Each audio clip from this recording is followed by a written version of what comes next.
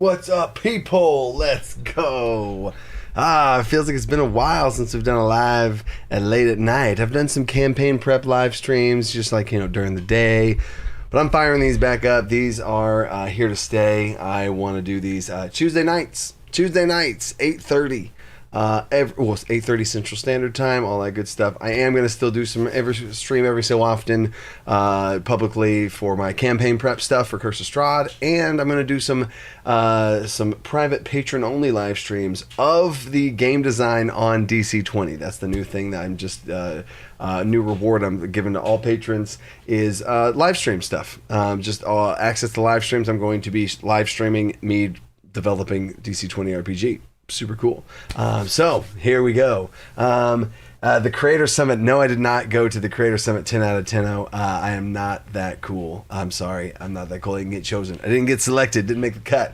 But there's a lot of. I have no idea what their metric was of how they chose people, because they chose people of much higher, way higher subscribers, way lower subscribers. I'm kind of a middle guy right now, around 50. There's whatever. But so yeah, I did not get chosen for that. No, Stephen A. What's up, Stephen A? Matthew Sharp. What's up? What's up? Love seeing DC20 come together. It really has came together. Honestly, I busted my butt to get this game system to the point where it's at now to be playable and all that, and I'm going to be releasing the lots of stuff here soon, but the videos and kind of releasing some stuff, doing these live streams, it's really picking up some speed. If you don't make the cut, then who could? Thank you, Power Hungry. You're awesome.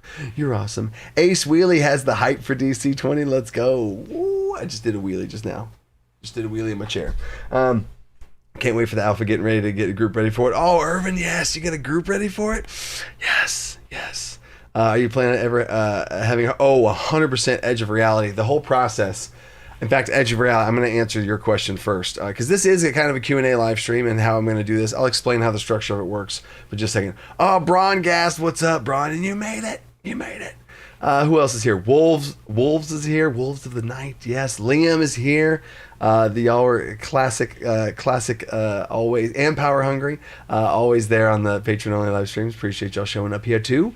So you guys, you patrons already know a lot of this stuff. So, but it doesn't mean that some of the new updates to the rules might be coming out here, and any sort of Q&A type questions that are asked that I'm able to answer, I'll be answering as well. So yeah, Scatterbug's here. Rockin' Lock, first time. Welcome. And Ethan, yo. Everyone's here. And thanks for the good wishes, John Gardner. Let's go. I can't hear it enough. Power Hungry. Thanks, man. Josh Zellers is here. Sorry you're late. It's okay, Josh. It's okay. Not a patron, but definitely look what you put out whenever it's ready. Looking forward to it. Master Timo, I appreciate it. I'm just going to be spreading the love as best I can. But going to run a campaign as soon as you get the alpha. Liam, get them ready, because we're like a month or two away, so the time is ticking. Let's go. All right, yeah, I think you're cool enough. Thank you, 10 out of 10. All right, awesome. Oh, first hearing of the system. Excited to see new TTRPGs. Mo, thanks, Mo. Mo, I do have in the description, at the very top of the description, I have a playlist of different videos I've done on different aspects of the game, of the big parts of the game system, just to get the big message out there. And I'm going to be going through the whole game system in these type of live streams, just to kind of give you guys a sneak peek of what's going on, answer some questions, maybe some design questions of why I made some decisions. I'd love to talk about that, although lots of people think that that's a little bit more boring, because game design theory, I feel like that is one of my strengths, and I would love to talk about that, but that's usually not as exciting to the general populace. DC Artificer, let's go. Mwah, love you, bro. You're here. Let's go. Hopefully this year's April. Oh yeah, I know. Well, this year, well, you'll see. It's either gonna be late April, early May. So you shall see. I had to talk about multiple roll 20s. Oh wait. Okay. So Irvin's got a question. Okay, so here's how this is gonna work. Before I get into the questions, because I got two questions already. One from Irvin and one from Edge of Reality. So how this is going to work, how these live streams are going to work is I'm going to answer questions, and if I get certain questions that pertain to what I'm showing, we can do that. The the thing I got to balance here is I do want to show the game system. And if I answer Q&As of random questions that kind of come in left, right, and center, it's going to be real confusing to try and grasp through and wrap your head around how the game works. I have curated and very cleanly organized a smooth flow of how to understand the game very efficiently, and I'm going to go through that. So in general, what I'm going to do here is I have picked out a little bit of a snippets to show you guys. In fact, I'll do a little sneak peek show right now. In fact, can you guys see? All right, yeah, we can. Okay. This is DC20 RPG. This is the full master document, all the behind the scenes stuff. We are in 0.2 right now, and this is the armor system, the damage combat. Each one of these things has a full blown whole situation in there, each and every one of them. So there's a lot of stuff going on in here. But this is going to be what we talk about tonight. We're going to talk about these 5 things. We'll see how the time goes on these 5 things. Then I will open it up to a Q&A is kind of how I'm going to structure it. First half, I'm going to talk about the things I need to talk about to kind of go through. And then cool. And then I'm going to curate another one for next live stream, and we'll keep going through, and you'll really have the big picture. And if you ever miss out, you can always go back and forth and back to see and kind of make sure you see all the parts. And I'll make sure I label them good for y'all as well. And then I'll open it up to questions. And the only exception to that are super chats. If you really want to know something, oh my god, right now I can't wait, I need to know this thing right now. You super chat, I will answer that question out of order just for you. I appreciate the support for that as well. And all super chats go to the funding of this game system. So that's gonna kind of be how that works. We'll see. And if that derails things and we run out of time, I might not get through all of these things here. But we shall see how things keep it rolling. And yeah, that's the whole thing. There we go. So I'm going to answer those 2 questions. And then Scatterbug, just kicking it off. Speaking of super chats, Scatterbug with a super chat. Appreciate you, Bug. Bug is on my team. He's one of the art. He's my art director. He's the lead art director of the Dungeon Coach. And he's $10 super chatting me. Appreciate you, bro. Spells in green. Yeah, the spell casting system is 100% green. It's just I gotta make the spells now, and there's freaking a lot of spells, right? So there we go. Go Notion. You know Chad. All right. All right. So here's how it's gonna go. I'm gonna answer those 2 questions because you did technically answer those questions before I said wait for questions. So Edge of Reality. How is it planning to be released? How DC20 RPG is going to be released is as follows. Early, I'm starting with a timeline at the very early, and then we're going to go across the timeline. So right now, in about a month or so, late April, early May, I'm going to be releasing the alpha of DC20 RPG. Every class up to like level 2, just because playtesting is going to be happening during that. I'm going to test the game system, and then I'll release more and more over time, right? But playtest it. I've playtested it a bunch now at this point, and level 1 is fun as hell. I'll just say it doesn't feel like level 1 in D&D where you just literally have like one thing you can do. Yeah, so there's so much to, oh, it's so fun. Anyway, that was some of the biggest feedback I got from playtesting at GaryCon and other things is level 1 it feels like that. I could go on. Anyway, so that is for high level patrons. Is Metallic Dragon, the adult dragon patrons, the super huge supporters of the channel. Appreciate that. That is their reward is getting access to that. Also, I want to get access from, or I want to give access to get feedback from a select group or a smaller group, right? And you could. It's not. I'm not selecting the group. You could be a part of that group. It's not like that select type of group. It is a smaller amount of group, so I can really get the feed test. And I'm doing a whole thing through a feed test, a play test through a big company.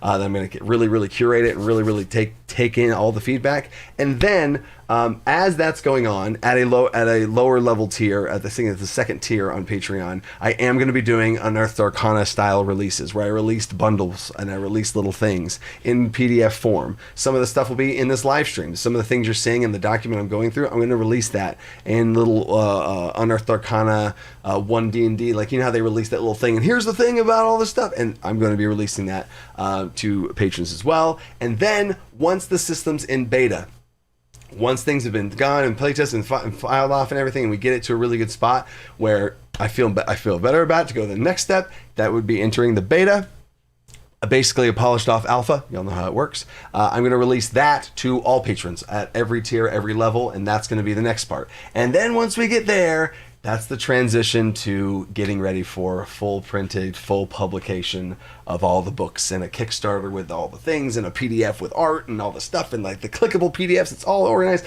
all the rule system levels all the way up to 10 and prestige levels and all the stuff. Monster manual book, all these different things. It's just going to kick off and take off from there. And then who knows where we go from there, y'all. So that is going to be wild and crazy. But that's the answer to your question, Edge of Reality. And then there was another question. There's another question from Irvin. Oh yeah, I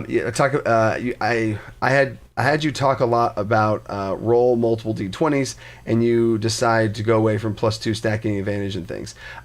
So in general, if you get multiple advantages, you genuinely, truly get multiple advantages. And how? Let me get my dice here. It's buried. All right, my little Dungeon Master cart is right here. Huzzah! This is my dice set. Are y'all surprised?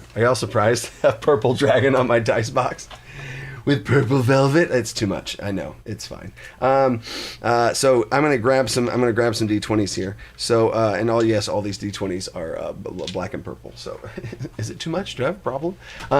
So if you have a normal roll, if you have advantage, you roll 2 dice and take the higher. If you gain another advantage.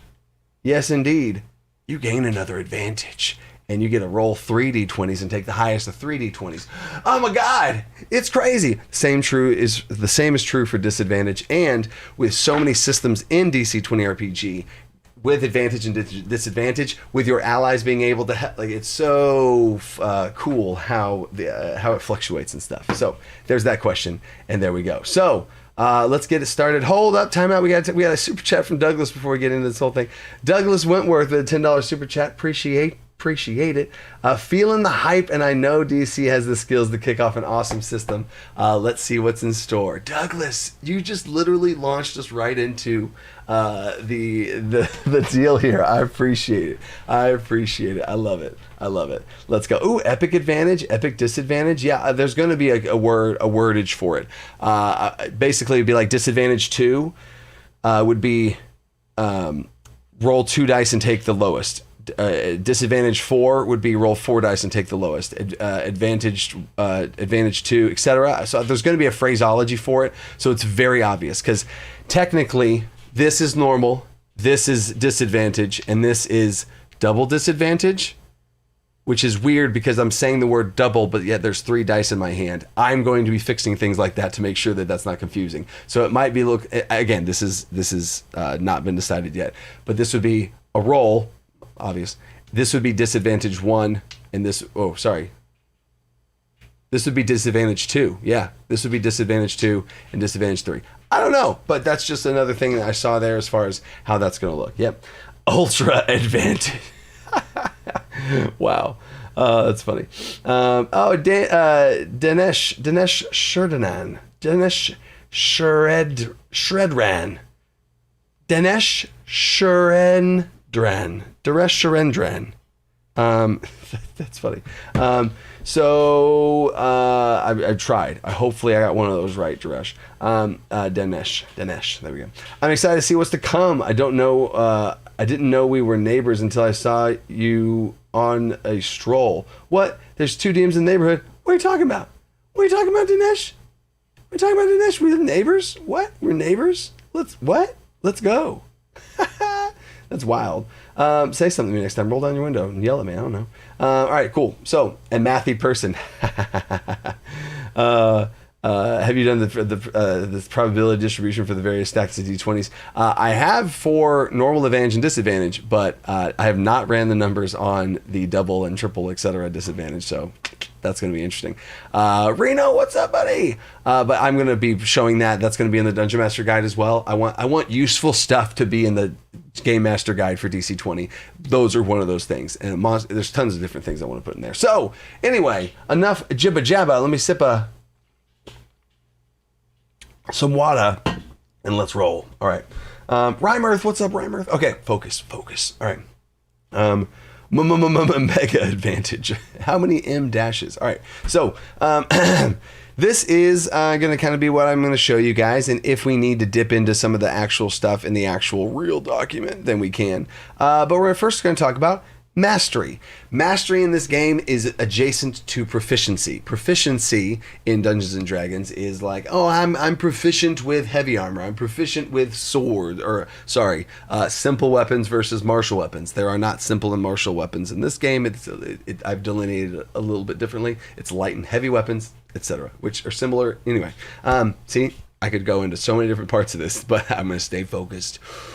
My ADHD brain is going to be hard for. Here we go. Oh, thank you, Wolf. Wolf says focus.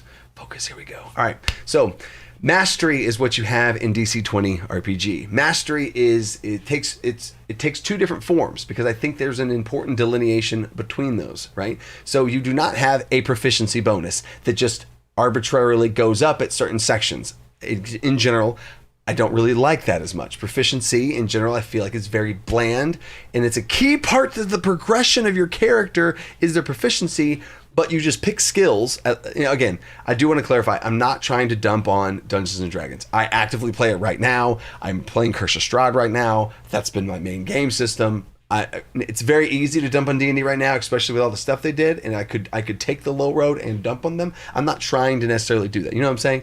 If you love 5th edition, and there's just some parts of it that you think could be done better, and you might hear me say some things and agree with that, that's where we're going, right? Is improving, and the word I always like to use is, oh my God, it's escaping me, efficient, intuitive, that's the word. I'm trying to make the game system more intuitive, and you'll see. And y'all will be the judge on if that is the case or not. Anton, thanks, Anton. All right. So, mastery takes two forms in DC20 RPG. Instead of a proficiency that you just have, it's a 2, and then at some point it's a 3, and then a 4, and then eventually a 6, and then you pick your skills, right? Like skills like athletics, acrobatics, stealth, whatever, history. You pick your skills, and then you just arbitrarily get better at those skills, even if you've chosen animal handling for whatever reason. You haven't seen an animal all campaign, but you just get better at it over. I've never liked that. I also don't like that you can't get skills and become more skillful at things and learn new skills. God forbid you learn new skills. And it's so hard to learn new skills because you got to pick entire feats for it, which therefore means you're sacrificing combat stuff or attribute scores. Right?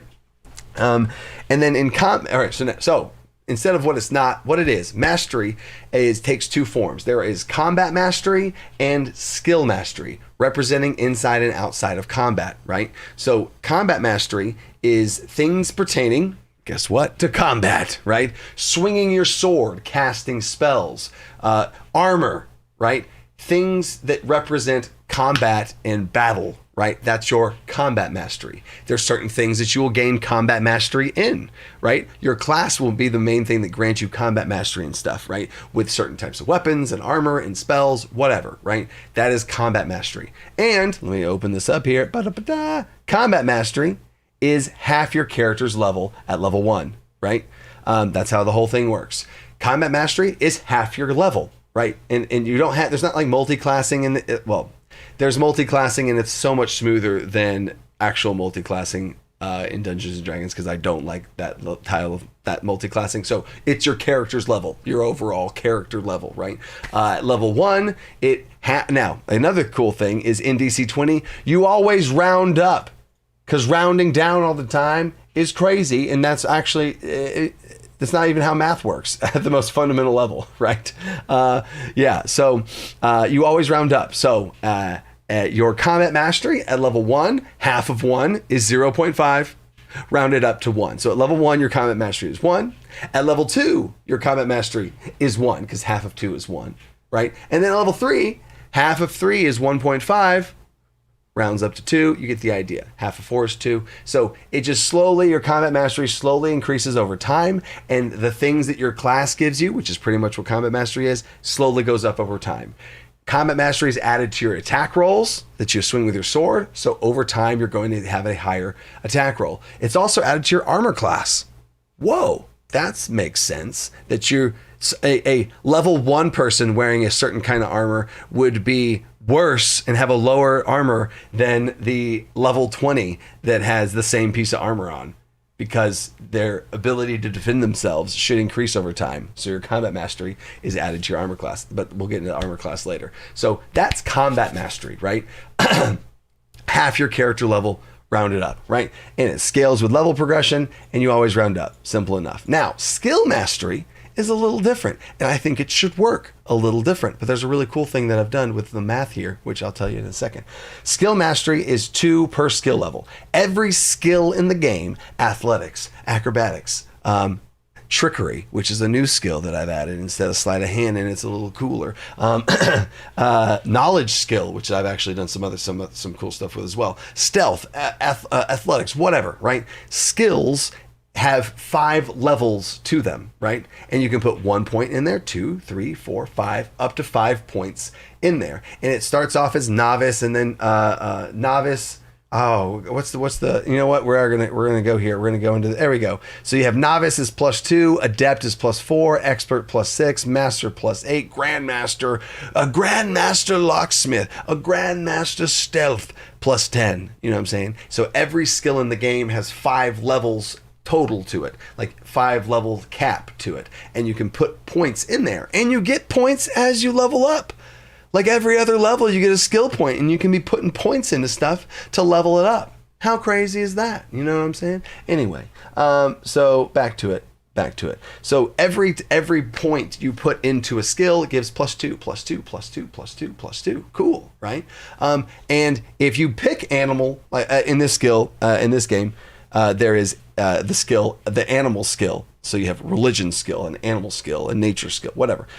So if you have an animal skill, and at the beginning, because of your backstory and all this cool stuff, you chose to put 1 point into animal, cool. It made sense for your backstory. But if you never see an animal again, you don't really want to really dive into animal handling, then don't put more points into that. Put them somewhere else. And if it makes sense for your character to now want to be stealthy and stuff, start putting points into stealth. Because you can. You didn't just miss the boat at level 1. You know what I'm saying?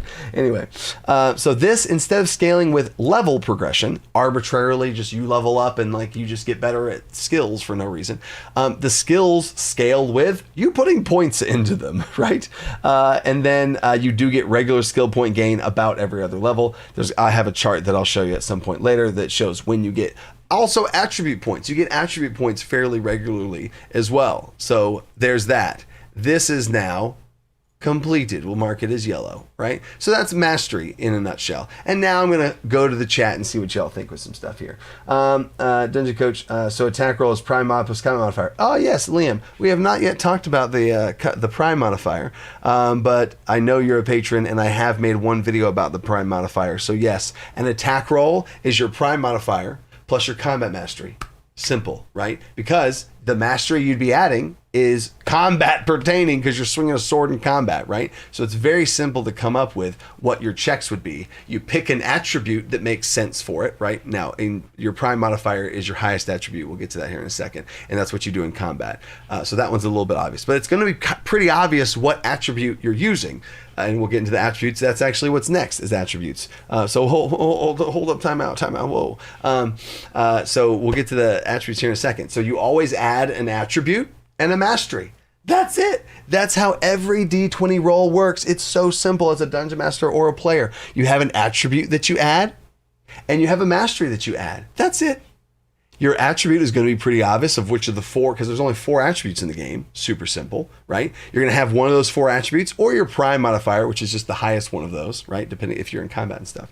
You're going to have an attribute that you add to a roll, and you're going to have the mastery that you add to the roll. What attribute are you using, and what skill are you doing it with? Are you swinging a sword? Are you doing athletics? Are you stealthing? What are you doing? It's super simple, right? And yes, it's 4 attributes, Douglas. It's so much less clunky. I agree. Mastery system gives me old RuneScape vibes. Let's go, KD&D. Old RuneScape vibes. Let's go.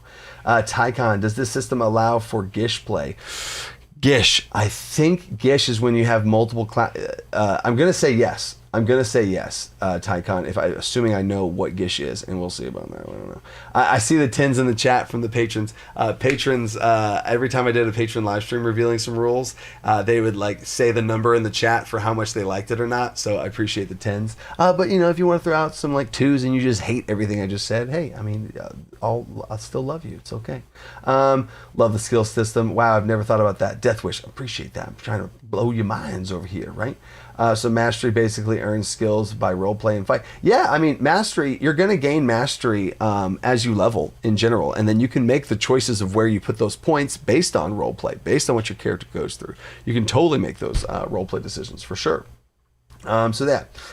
Gish is a sword-wielding mage. Oh, for sure. You're going to love this system if you want to freaking be a hybrid class and stuff. We just made some huge moves on hybrid classes. Today, me and Purius had like a 2-3 hour call, and we really polished off hybrid classes. So I'm digging it, Coach. Thanks, Chef. Makes character creation feel more customizable. Oh, character creation is so cool. Me and Purius also did this today. You are able, through hybridization and through character creation, you are able to choose the paladin class and then try and build that paladin and turn it into a cleric by picking certain feats and features and stuff. You could totally do that. And you would be a paladin that's really slanted towards cleric, but you're like a battle paladin, or I guess you'd be like a battle cleric, you know what I'm saying? Because you'd be primarily sword and holiness, but you'd be more spellcastery than usual. And then on the flip side, you could make a cleric class and pick paladin features and you know what I'm saying? So there is basically points through that as your character's levels up, there are times where you're given a talent that you can go steal from other classes at lower levels. So at second level, just a little bit of I'm getting ahead of myself, but it's really cool, and I really do love the system. We have 107 people here. Appreciate you guys. I freaking love you guys. Thank y'all so much. A Crusader, Liam, you could totally make a Crusader. So yeah, how it works is at first level you get a certain amount of things. At first level you get your mastery features. You get like 2 class features. You get how your stamina or mana works. There's mana in this system. Spellcasters have mana to cast spells. Marshals have stamina, and it's a dynamic stamina system that's all different for each martial class. Works differently. Each spellcaster class works differently. So you have these cool resource systems that you get, all that stuff at first level to really make you feel like your class, really give you some stuff to play with. Super fun at level 1, because I hate that in Dungeons and Dragons you have to start at 3rd level just to have fun with it, and I totally get that, and I totally hate that, and I want to make a game that's fun at level 1, and you should start at level 1, and it should be fun at level 1 anyway. So at 2nd level you get 2 things. Let's say you're a fighter. You're a fighter. You get a fighter feature. You get a certain fighter thing that's a fightery, right? Whatever. But you also get a talent. And this talent can be spent on 2nd level fighter things. Sure, you're a fighter. Get you some 2nd level fighter things. Or you can take that talent and go take any other class's 1st level class features. Ooh. Now, you don't get the whole thing at level 1. You know in D&D, how you take a 1 level dip into Hexblade Warlock and then you get all this stuff? Or you take a 1 level dip and you get all these things and it's crazy? No. It's a talent. You spend a talent and you can go take any 1st level feature. So if you like Barbarian, you can go take Barbarian Rage, and now you have Barbarian Rage, right? You can go take a spellcasting feature of a wizard, and you can have that, and be the sword wielding with a little bit of magic. So you can go and steal from other classes. Yes, there are normal talents in the game. You can also go take those talents and pick those as well. But you can go steal from other classes' features and cherry pick things from other classes. It's super cool. So you can be a paladin, and at the 4 different times as you're leveling across from 1 to 10, and now don't even get me started on the levels 11 through 20. It's going to be freaking it's gonna be so cool at that point. But from levels 1 to 10, there's 4 different times where you get these talents that you can go spend and steal at the classes stuff. So me and Purius did this today. He's like my right hand man when it comes to this game building stuff. We thought about building a paladin and using all 4 of those things to take spellcaster and cleric stuff and see what that kind of class would be like, it'd be a really cool cleric-y paladin. And then on the flip side, you could make a cleric class and take those 4 opportunities that the cleric gets and go take paladin features and become more martially. And you could be, it's so cool. And I would love to see those two play together and see how similar yet way different that they would be. So freaking cool. Anyway, Wizard Rage, of course. All right. Crafting rules. Oh yeah. I mean, crafting rules. I mean, all the stuff that I had planned for the crafting system that was going to launch as the next Kickstarter, all of that's being ported into DC20 RPG. So there's going to be for sure. Class specific feats, 100%. All that stuff, Liam. Yes. Okay, cool. And there we go. All right, cool. How does the mana system work? Oh, Kira. Mana. Oh, mana. Oh, mana. Get it? Like, oh, man. But I said at the end, so it's like mana. Anyway, yeah, mana is sick. Mana's cool. You can pump mana into spells. If you cast a spell, you can pump more mana into that spell to sculpt it and change it in certain ways, increasing targets, adding such certain effects, removing negative effects, etc. You can also take cantrips. A good example is the Friends cantrip, right? In DC20, it's called Befriend. But you can take the Friends cantrip, and in the Friends cantrip, it like sucks because when you use the Friends cantrip, then they know that you did it after it wears off. There's like a limited window of time, and then when it wears off, they're like, hey, you cast magic on me every time, right? No. You can spend mana. Yes, it's a resource. Yes, you're choosing to spend mana on it, but hey, it's fine. You can spend mana to remove that effect from the spell and make it more potent and powerful. So you can cast the Friend's cantrip, but boost it and amp it and enhance it. It's called spell enhancements. You can enhance it with mana to remove that effect. So now it's like, ooh, wait, this is actually interesting. And you could pump more mana into it to increase the duration. And you could pump more mana into it to have it be 2 targets. And, you know what I'm saying? So, yeah, don't get me started on mana. But I technically shouldn't have answered that question. I just got really excited. And Kiera seemed interested in it, so I had to go for it. So, there we go. Can you play less mana on high-level spells to downcast? No. You'll see, Liam, how high-level spells work, but high-level spells are purposely high-level spells because the base cost of them is that strong, so there's no way to downcast it. Spells in general are going to work way different than what you're thinking. There is not, I don't even want to say, I don't want to say it. We'll talk about spells later. I already talked a little bit about spells, but yeah. What happened to making mana rule so mages would feel more free to cast out of combat? Yes, that's still a thing. That's a part of the class feature of every single class is about mana out of combat and how they can cast mana things out of combat in a way to help with that. So yes. Alex Young, if you think that's sorcery points, just wait till you see what sorcery points do. Baby. Anyway, all right. So back to it. I don't want to get too distracted. Stephen A hits me with a 10. Appreciate you, Stephen. All right. Character attributes. Okay. I do need to address this. Golden Sanjit.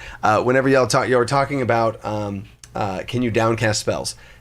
In the D&D, if you're trying to look at a D&D spell, I would have to answer yes, you can downcast spells, because in DC20 how spells work is a spell like Firestorm, which has a bunch of things coming down. There is not a Firestorm spell. There is a Fire Blaze or a Fire Blast or Firestorm spell. The Firestorm spell is like a level 2 or level 3 spell, and you can amplify. Stay with me. You can amplify the Firestorm spell to go be more targets on the ground, more damage, more, and you could pump enough mana, like a 9th level spell amount of mana, right? You can pump mana into it to create and make that spell that level, right? But you could still do a lower level because the base level of that spell is like 2 or 3 or something like that, right? You could cast Firestorm and have a bunch of little fire come down. It wouldn't be as much damage. It wouldn't be as much effect. It wouldn't have as many things that come down, whatever. But you could still cast that spell in a smaller way. You see what I'm saying? And then you can pour mana into it as you get more mana, as you get higher level, to turn it into this freaking insane spell. And you could dump, oh my gosh. Anyway, so, all right. Key points for monks. Monks are going to be a whole situation. And right now, I can't even answer that question with key points in a monk. Yeah, I can't even answer. Monks are in a very. I really love monks, and I really want to do them right. So I don't want to say anything about monks just yet. I'm sorry, Tails. I'm sorry. KD&D with a $10 super chat. He $10 super chatted just to say 10 out of 10. Appreciate it. So many 10s right there. All right, so we're talking about spells. I know you guys are excited about spells, but we haven't even got to spells yet. So here we go. Let's go back to it. So we're back to it. Character attributes. There are 4 character attributes, right? Might, agility, charisma, intelligence. Boom. That's it. There are also 2 combined attributes. We'll talk about those in a second, but let's just ignore those for now. There are 4 attributes, right? Might, agility, charisma, intelligence. Done, right? Might is how strong your character is, aka strength. But it's not just strength. It's a little bit, there's a little hint of constitution in there too. There's a little bit of just, you know what I'm saying? Might. I'm mighty, baby. Might. That is one attribute. Second attribute is agility. I like agility better than dexterity. I don't know. Agility is essentially the synonymous, same type thing. You get it. Third is charisma. You guys know charisma. It's very simple. It's charisma, interaction with people or force of will and stuff against others. There it is, charisma. And then fourth is intelligence. Basically, I never liked wisdom in Dungeons and Dragons. And if you start saying like, oh no, wisdom is like street smarts and observation and all that kind of stuff. I don't think that's wisdom, man. Like how observant you are and how aware of your surroundings. I don't think that's wisdom. You know what I mean? Like wisdom is it's too similar. It's almost a synonym of intelligence. Wisdom, intelligence. You know what I'm saying? I know you can try and get in semantics on and be like, actually, no, wisdom. I know. I know what you're saying. But from a mechanics game standpoint, if you want your character to be smart, I don't care if it's book smarts or street smarts or whatever smarts, however you know this information, wherever you got it from, however, whatever, right? It's intelligence, okay? It's intelligence. And I think you do intelligence a disservice. And why intelligence is a dump stat in Dungeons and Dragons is wisdom is separated from it. So then you take wisdom and intelligence and they're 2 separate things, right? And you're like, okay, well, now intelligence lost a bunch. But if you can combine those together and make intelligence truly what I envision intelligence to be, how smart your character is in whatever way you want to express that, there's lots of skills that fall under intelligence, you know what I'm saying? And so you can kind of work with that, you know? So anyway, and then as a side note, perception, right? Your awareness of what around you. There's an awareness skill in the game, and that skill is based under the prime attribute, which we'll get to the prime attribute in a second. So don't worry, I haven't just wiped away a character's awareness. You know what I'm saying? That still is very much expressed as a skill in the game. Don't worry. But it's handled in a way that I think is cleaner because perception checks are just widely the most asked for checks. My gosh, overpowered, right? So there's attributes, right? So intelligence truly can shine and is really cool in DC20. So here we go. There are 3 different ways you can get your character attribute scores. There's standard array, rolling for stats, and point buy. So in general, we're just gonna how I've been doing playtesting is your standard array. So here's a little snippet of character creation for you guys. If you guys want to create a character for DC20 RPG, one of the first things that I told my playtesters whenever I went to Gary Con and playtested it live at tables with people, is you get 4 attribute scores. And I explained the 4 attributes just like I did with you guys. It's pretty simple. You get a 2, a 1, a 0, a -1. And if you see that flow, it's 2, 1, 0, -1. Those are your 4 stats. Put them wherever you want. And then once you put them wherever you want, you get 2 bonus points to sprinkle in there as well. Right? I did not bake 2 points into the character's race and like, because, so now this, no. When you're picking your attributes, it happens all at one moment. You build your character, you put your attributes in there. There's your attributes. That's your attributes. You're not going to get, your background gives you 1 point, and then your race gives you 2 points here. And then if you pick this feat at first of it also gives you, no, stop it, right? You get these 4 attributes, here are your ones, put them where you want, and you get 2 points, sprinkle them in there. The only asterisk is there's a cap of 3. And that's like, this is so low. Oh my god, this game and the math of this game is balanced as hell. Trust me. I really put my math teacher background to work for this game system. As far as the balance and everything's concerned, of where all these numbers come from. Yes, the highest attribute you can have at level 1 is a 3, because God forbid there's progression to your character, right? You progress over time as your character levels up. So you can't have a character, and most D&D characters at first level have a +4, right? If you built it right, or you chose your things and you picked the feat with a 1, all that stuff, you'll have a +4, right? And you'll get to +5 very quickly, and then you'll pretty much be at a +5 in your main stat for like the whole game essentially. And then you don't go any higher than that. Nope. In DC20 RPG, you start off as cap. The attribute cap is 3, and then it increases to 4, and then 5, and then 6, and then 7. Oh my god, progression over time as a character levels up, right? And as you level up, you get attribute points, right? Like every other level or so ish, right? And I'll show the table on that later. But you get attribute points as you level up, and you don't have to choose them over feats or some. No. You just get them because your character's getting better, and you put points into the things. Done, right? So that is character attributes, and there are 4 of them, and they are lovely. Highlight. Done. Right. Back to the chat. Does one of your attributes start as a negative? You can. If you do standard array, you'll have a 2, 1, 0, -1, and you get those 2 free bonus points. And you could choose to put one of them into the -1 if you didn't want to have a negative. But I love me some negative score. I love negative attributes. They're so cool. I love them, right? But if you don't like them, you can put a point. You can put and if you do a point buy system, or if you do, you can actually have some negatives in there, and you can have a -2. The highest, I guess the lowest you can get is a -2. But that's if you choose to do that and you want a -2. And if you do get a -2, that means you gain a point to put somewhere else, right? So you can tank a stat down and gain points to put in elsewhere. If you really want to create a dynamic spread, you can choose to do that with the point buy. So yeah. What else we got over here? We're not liking wisdom. Wisdom is knowledge, and intelligence is how well you learn. Yeah, see, so Matthew said, wisdom is your knowledge, is to know knowledge, and intelligence is how well you learn. Well, in general in D&D, I don't think that's even expressed in D&D. I don't think they hit that at all in D&D. You know what I'm saying? And as far as the game mechanic systems, I don't think that at that level of semantics is important for a roleplay game. You know what I'm saying? Where like there's some sort of score that represents how well your character learns, and there's another score that represents what you know. You know what I'm saying? That's too minute of a detail to codify into a game system. You know. But again, that's kind of game design type stuff there. And then what else? Wisdom is an English word meaning skill and understanding, usually from experience. So basically, it would be your level. Yeah. Wisdom. I totally see that. Like experience, how wise you are. Like the old wise man on top of the mountain has a lot of experience and knowledge from life and all that stuff. For sure. We got another super chat from Sean Caton. Will armor give your character a damage reduction? Example, plate armor does better against slashing than bludgeoning.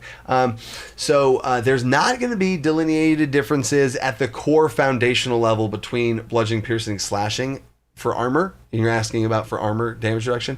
But yes is the answer to your question. There is damage reduction in the game. Damage reduction is only on heavy armor. There's 2 types of armor in the game: light armor, heavy armor.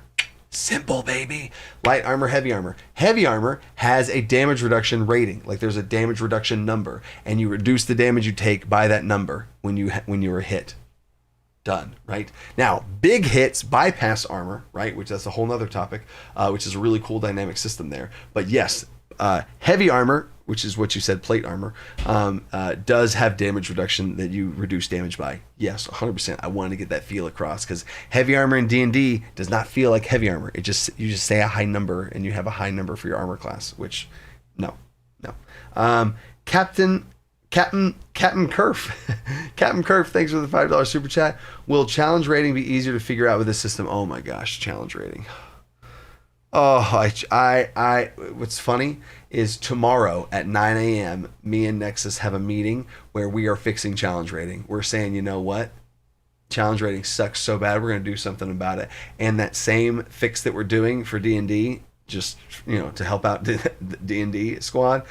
We are doing for DC20 RPG as well. So yes, the goal of the system, this has not yet been done. There's a lot more math that needs to be done, et cetera, et cetera. Monsters in general, all that stuff. That's one of the design phases that we're going to be getting to. Once the core system's built out and the class system's built out, then the monsters come in. Which you have to do that to be able to balance monsters and have a truly a challenge rating system that works for monsters. They have to be the last things you make, so that the whole system. Anyway, you get the idea.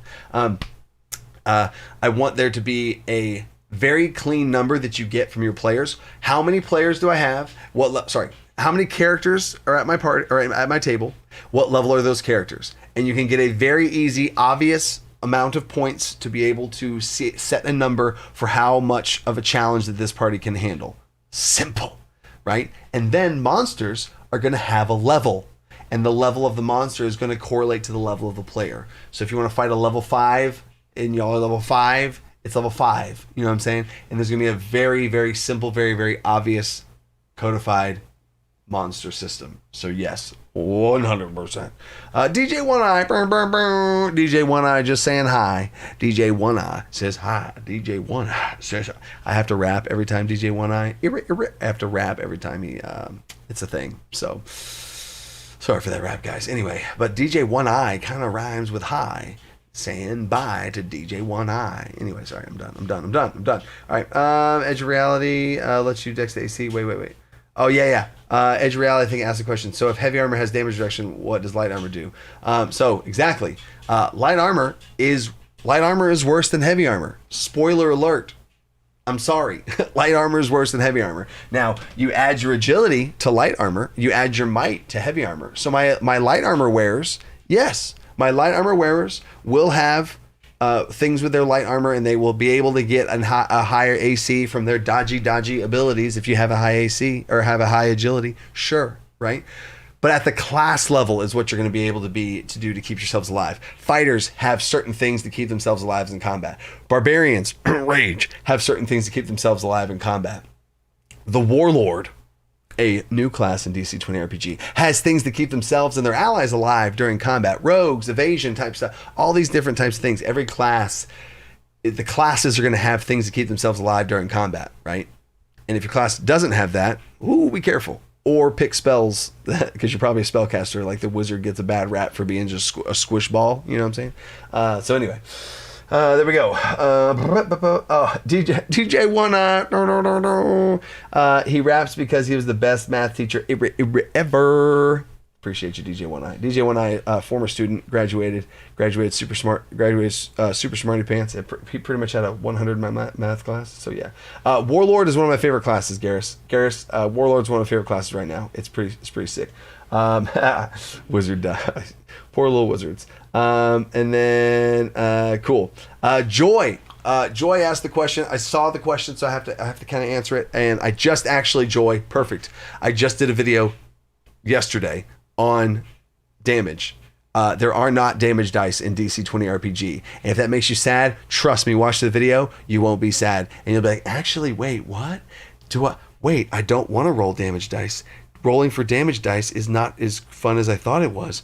Oh my God, if I just roll the D20 and the D20 and the attack roll I make, however high the attack roll is how much damage I do. Those are connected, and it's all fast, efficient with one D20 roll. And new players just roll a D20, and they don't have to stop and ask, what else do I do to roll for damage? And a hunter's mark, and a ranger has to grab a D8 and a D6 or a D4. Which one is it for hunter's mark? And then they roll it, and then they add it together, and then they finally say the damage. Oh God. Nope. So anyway, check that last video out, Joy, and you'll see how damage works in DC20. So there we go. All right, sweet. Hold up, we got another super chat. Liam with a super chat. Appreciate you, bro. Tried my hand at homebrewing an owlbear and a red dragon for DC20 in Discord. Wonder how close I got. Oh my God, Liam, hold on to that. Hold on, and just for the purity of what I know, if I was you, if a reviewer, me, whatever, I don't want to see it. I don't want to see your owlbear. I don't want to see your red dragon yet. And I am going to now make an owlbear and a red dragon, right? Not right now, like live on stream, but I'm going to make an owlbear and a red dragon because those are two very important things. Very important things, iconic. I'm going to make one, and then I will show you them, and we will do a side-by-side comparison, Liam. That's super cool. All right. And then, oh, yeah, Bug. Bug was a hater of the no damage rolls. Bug says, I was suspicious of the no damage rolls at first, but I'm a convert. It's amazing. Yes, Bug. He's converted. Let's go. All right, sweet. Now, here we go. Let's go back to the grid. We'll see how much more we can get through here. Prime attribute. Your prime attribute is your highest attribute. That's your prime attribute. Your prime attribute is your highest attribute. Done. And I'm about to go on a little bit of a rant here and then see what you guys think, because everyone that I've talked to about prime attribute, they're like, actually, you know what? That's kind of freaking cool. That's really freaking cool. I like that. I told my D&D group about it. I told all these people about it. I'm going to talk to you about the prime attribute right now. But first, whoa, timeout. What? Timeout. What?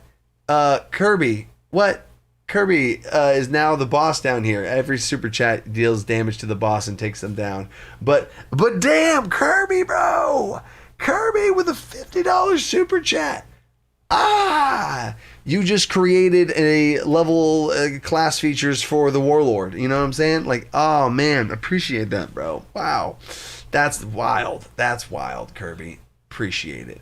Yeah, Kirby. Kirby says, sorry I'm late. Keep it up, coach. Doesn't even ask a question. He just comes in and says it. Oh my God, Kirby, bro, appreciate it.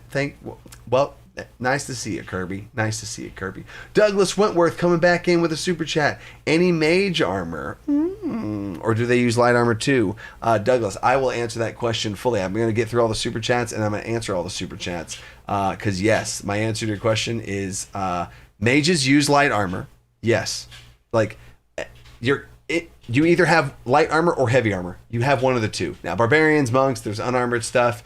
Barbarians have savage defense. Monks have patient defense. Their armor classes work differently. But every class in the game either has heavy armor or has light armor. One of the two. That's it. Super clean, right?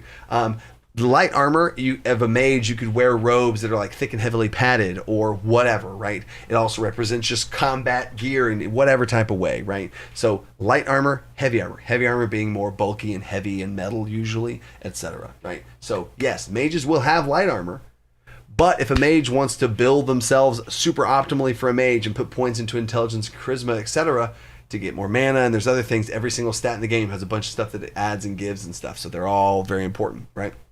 So if a mage tanks their might and agility, and they have super low agility, super low might, very easy to get hit, oh god, there is mage armor, and we'll talk about mage armor here in just a second. And then what is going on, y'all? Another zoo. We hit the goal for the night, y'all. Boom, let's go. Wow, dang, oh my god. We hit the stream goal. I didn't even, the stream, oh my god, what should we even do for the stream goal? Should I, add somebody to the alpha or something? Should I do an alpha since this is a DC20? Because I do giveaways of like PDFs on the website and all that kind of stuff. So here's what we'll do. I'll at the end of the live stream, I'll do a giveaway. Which, oh my god, we're almost at the end of the live stream. Dang, guys! At the end of the live stream, I'll do a giveaway, and then that person that wins the giveaway can choose if they want to be added to the alpha and be a part of the alpha of DC20 that launches here pretty soon, or they can go on a little shopping spree on the Dungeon Coach website. Let's go, right? Love it. So appreciate it.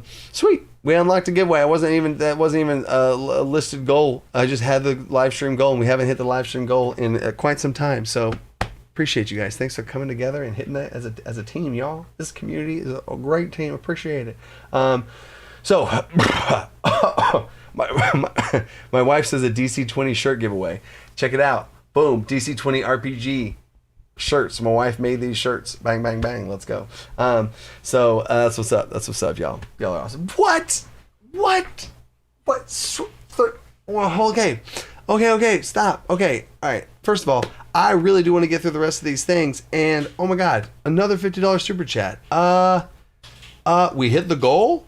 then this is to go even further beyond. 323 Starlight. You have to have said that in that way for Dragon Ball Z reasons. Please confirm that you have said that for Dragon Ball Z reasons. Looking forward to getting my hands on the beta. Let's go. 323 Starlight. My gosh, dude. Plus Ultra. We will go even further beyond. Wild, y'all. Wild. Okay, I need to...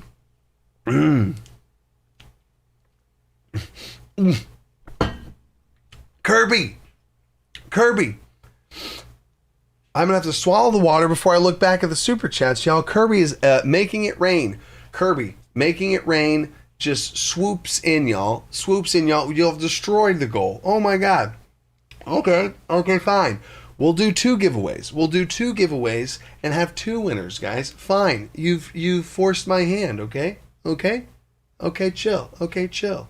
This is crazy, y'all. I came out of hiatus. My what's it called? I dug myself into a hole for like months now, and I haven't done live streams for months now, and I just like dug myself into a DC20 RPG hole, and I just kept creating DC20 RPG. And now I'm like, hey, I popped my head out of the hole, guys, like a little freaking groundhog. And then Recon.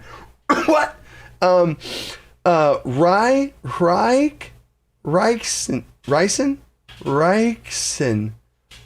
I hope I'm saying that right, man. I hope I'm saying that right, Reichsen. Let's keep it going. Just literally comes in on the wave of everything going on. It's like, keep it going. And it just throws down another 50. What, y'all? I'm serious. All of this is going straight to DC20 RPG, like fueling that fire. So make it rain. Hey, okay, maybe we don't make it rain. Because then if we made it rain, it would put out the fuel of the fire. This is fuel to the DC20 RPG fire. Man, that's wild. Okay. Okay, I'm gonna take a sip of water. Finish drinking it, swallowing it. Okay. Oh my gosh, I can't even finish this. Oh my god, by the way, yes, that was a DBZ reference. Thank you, Starlight. And then what? Agile Monk.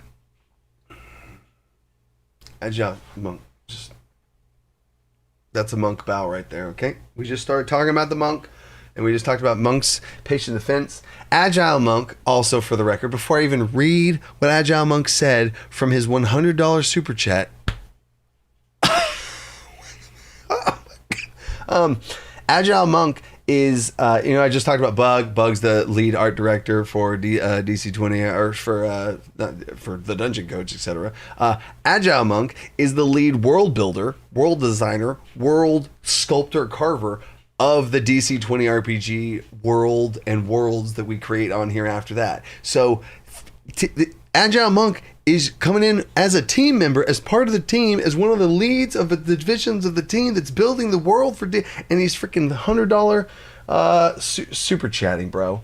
More of Sarah and her t-shirts for the folks. Okay, we're adding in a 3rd layer of the giveaway that we're going to do at the end of the stream. We're doing 2 of those things I talked about the alpha release, early access, and shopping spree on the Dungeon Coach website. And we're adding a shirt. I'm going to give away one of these. I'm going to give away one of these shirts and that. Like, you get both, right? So the first one I'm going to give out gives both of those. No. Yeah, the first one gets both of these, right? Gets a shirt. That will mail you the shirt, and if you live across the world, we'll see. We'll talk. And yeah, we're gonna give out a shirt. I got large, extra large, and double extra large. But yeah, it's the one of a kind DC20 RPG shirts. I only gave these out to myself and playtesters who playtested DC20 RPG at GaryCon. So that's all. That's the only people that have these shirts. So you guys just unlocked a shirt giveaway. Thanks. Hopefully, babe, I hope you're watching this, and we're gonna have to crank out another shirt here. Okay. All right. Cool. All right. So, yeah. Wow. Okay. This is epic. Michelle. Yes, this is epic. Tsunami. It's a tsunami. Literally at this point, right? Bug comes in with a $2 super chat saying, "I feel left out." Boop. Appreciate it, Bug. Bug, stop it, bro. You're good, bro. And then Captain Kirk. What is happening? Guys, I was about to talk about the prime attribute, you know what I'm saying? Like, there's this whole thing here called the prime attribute, right? And then there's this, it's like, you know, it's a pretty cool idea. And like the prime attribute, you know, it's like, you know, I was going to talk about it. But then, what is happening? What is happening?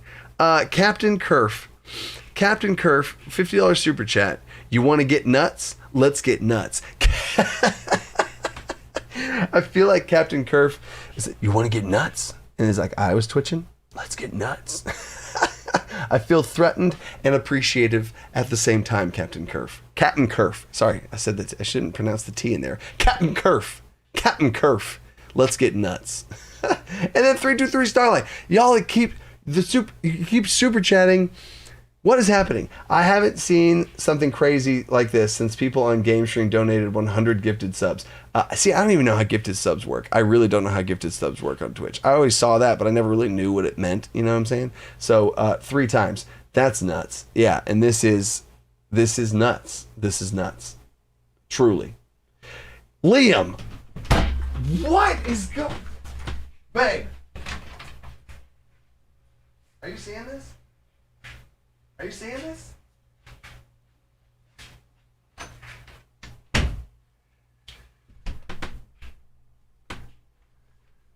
What is happening? Truly, what is happening? What is happening? Liam's a patron. Liam's a patron who already supports this whole vision. And then Liam comes in. What did Liam say? I don't even know what Liam said. I haven't read it yet. But Liam is in every single patron ever since. I've done 10 of them.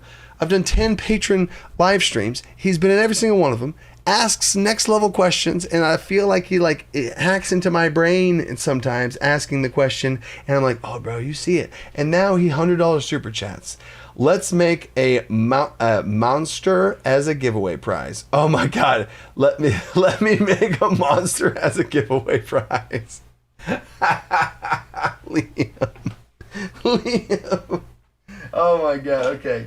All right, Liam, hold up. Okay, Liam. Here's what we're gonna do, Liam. What the hell is going on? You guys are just unlocking things that don't even exist. Like, you are unlocking things that wasn't even planned on. All right, so Liam, I'm writing down right now on my very fancy index card. Liam, owlbear. Do you want to do an owlbear? We'll do an owlbear. Can we do an owlbear? I don't know if we should do an owlbear. Liam, monster giveaway. Liam, I'm gonna get with you. Okay, I'm gonna get with you, Liam, and we're gonna make a monster for DC20 RPG. I'm gonna make it into a little PDF situation, super simple, cool thing, just like a community thing that only people here would understand. Why is this 1-page PDF? What is this thing? And we're gonna make it happen. We're gonna make it happen, and I'm gonna give it to you. I'm gonna give it to everybody. I'm just gonna post it. You guys are gonna get a freaking monster, just a monster. And Liam's gonna make the monster. I'm gonna work with Liam back and forth, make sure it's like. And you can kind of get a sneak peek of what a monster in DC20 RPG will look like. So that's really cool, Liam. Now, it's going to take some time to do that, and that's not going to be like, oh, we're going to do it tomorrow, because, you know, all of the progression of all that's going to be. But I'm going to get with you, Liam, on that. What happened, right? What happened? All right. So, okay, now. All right, cool. Now, all right, I'm going to talk about the prime attribute, y'all. So first of all, just a really quick timeout. I'm afraid to do this timeout because I want to keep. Okay. Thank you guys. What? Truly what? What? Yeah. This DC20 thing is huge, and it has been my driving force of creative energy, pouring everything into this game system to the point where I have if you've seen I've pushed myself too far in many ways to make this thing amazing, and to see this response from you guys and support and hype and love of all the stuff that what I'm doing and what I'm going towards. Oh, it's just so validating of why I'm going the right direction. I'm doing the you guys are picking up what I'm putting down. You smelling what I'm stepping in. You see what I'm talking about. Okay. So truly truly thank you. So yeah, and then of course, oh my God. Okay, so on my screen is what it looks like. I don't know what it looks like for you guys, but on my screen, this is what it looks like, right? It's just colors, right? So I was here, right? And I was like, all right, cool. We had some okay. All right. I don't even know what we're at. I can't even see it right now. And I was like, all right, I'm going to talk to everybody. And then I know where I just get hit with some freaking more colors here. Ryan Vox sending Coach all the support. See, he doesn't even have. Thank you, Ryan. Oh man. Kirby, prime attribute. All right, Kirby. All right. Hold on. Kirby, I got you. Joshua Johansson. Yeah, Joshua Johansson. Thank you for the $10. Love your stuff. Keep up the good work. Oh my God.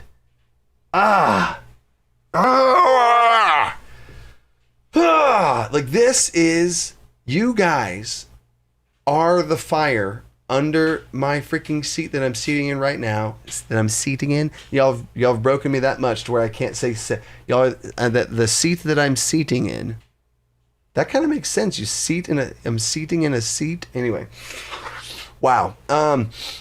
When I come in here every day and work on this game system, work on whatever I'm working on, it's so cool to know that I'm working on it for y'all. You know what I'm saying? It's not like I have some sort of boss that I'm trying to like clock in and do what they tell you, and like, you know what I'm saying? And like, you guys are my boss. You guys are my community, and you guys are the ones that I am clocking in to just get it to you guys and get this thing going. You know what I'm saying?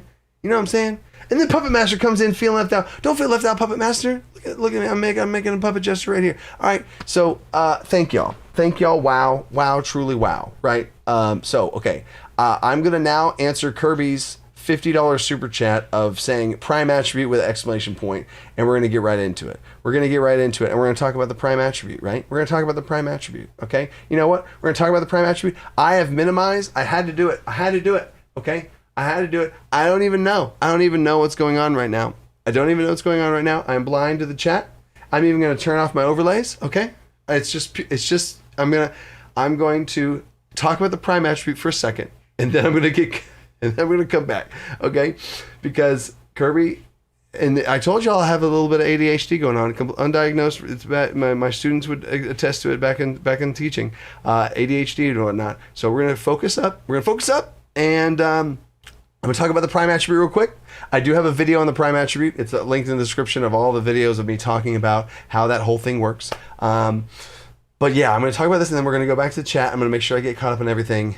And then, because we're already overtime, but at this point, who cares? We're in overtime, and we're just going to keep this party rolling. Because damn, y'all are nuts, and I have to. And I also feel bad because we had all of this craziness that just happened, and then I completely didn't talk about the game yet because y'all are just freaking sending me for a loop here. So, prime attribute. Here's what the prime attribute is. In fact, I'm going to do this. All right, cool. Here we go. Prime attribute. How the prime attribute works. The prime attribute is your highest of your 4 attributes. Might, agility, charisma, intelligence, it's the highest one, right? So if you want to build a character that is a certain way thematically, you can build it without absolutely nerfing your character into the ground. Because if you're a barbarian in D&D, if you're a D&D barbarian, you gotta have certain scores in certain places. You gotta have constitution for your health. You gotta have dexterity for your armor. You gotta have strength for your weapon that you're using, most likely.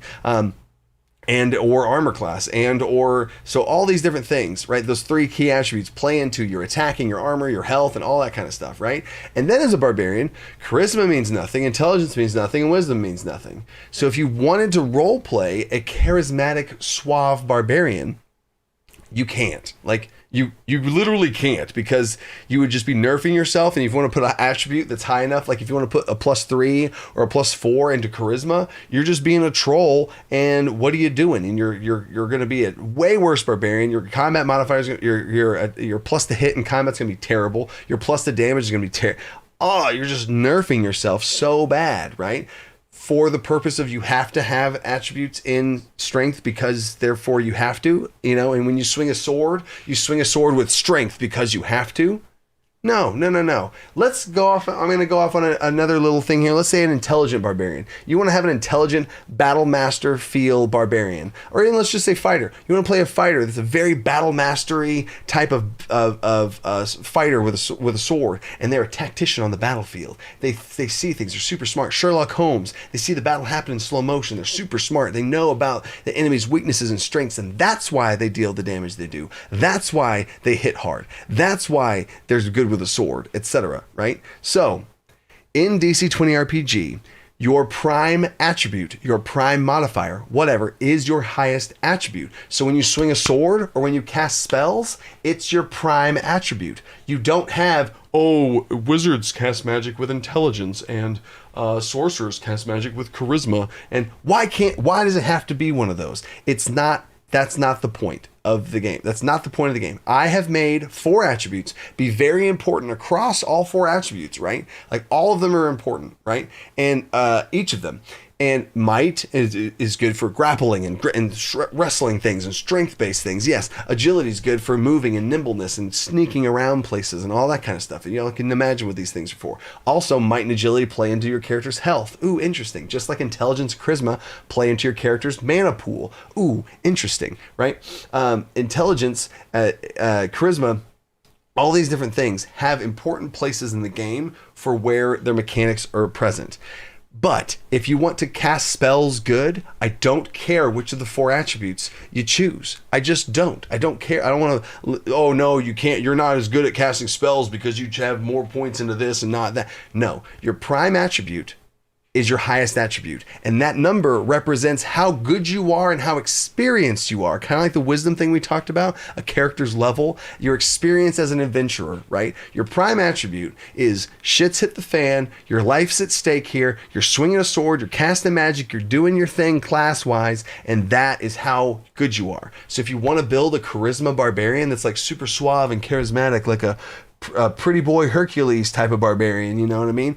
Make that barbarian. Play that barbarian. That's fine. Put your +3 in charisma and don't feel too terrible about it. You know what I'm saying? Now, if you have a terrible might score and you start trying to grapple people, you're gonna have a hard time. If you don't put enough points into might and agility as a barbarian, you're gonna have a lower health pool and maybe you have a hard time. So it's not just, stats don't matter.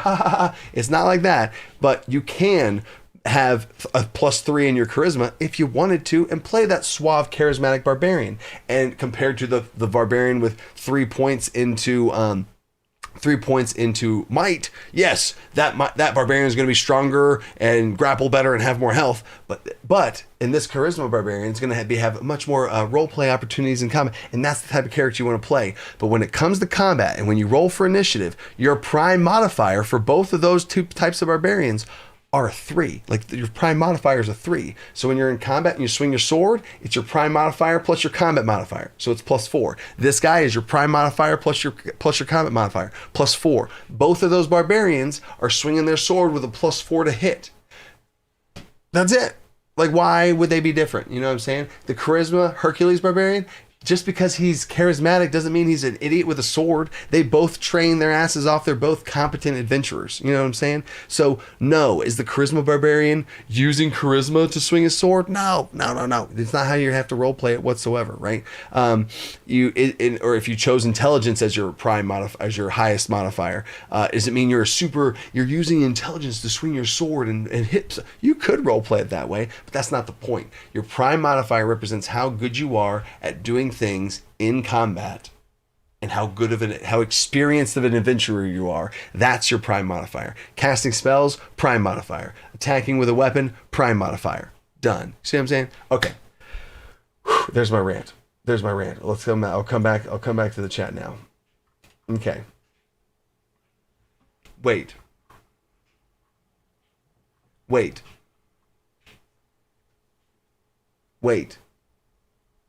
It happened again.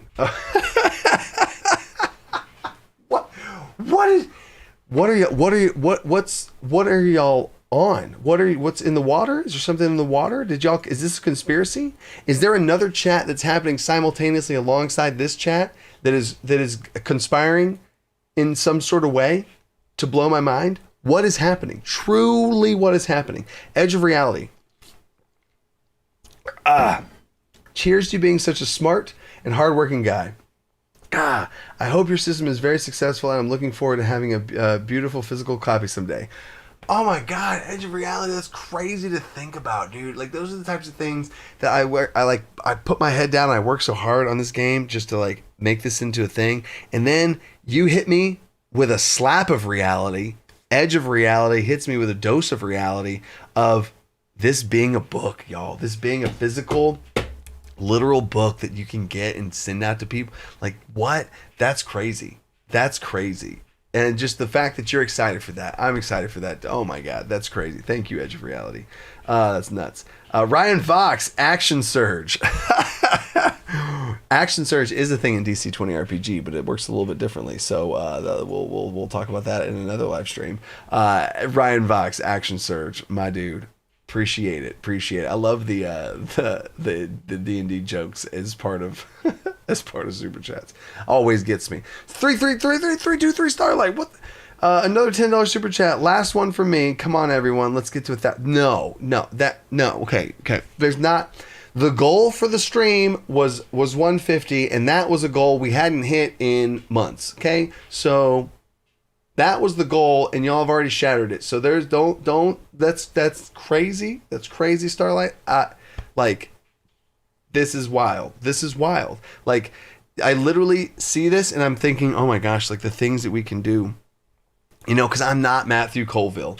You know what I'm saying? I'm not Matt Colville that I can just like, hey guys, I'm gonna make a game system and I have a whole team and we do all this and I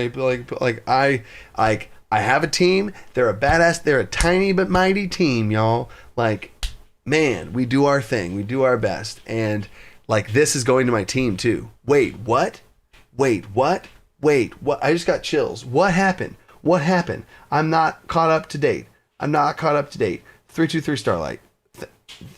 What did Wolves of the Night, $10 super chat. You've inspired me so much. Loving DC20. Wolves, you are another person that is in every single freaking live stream, bro. And seeing your excitement excites me, dude. Like, thank you. Truly thank you.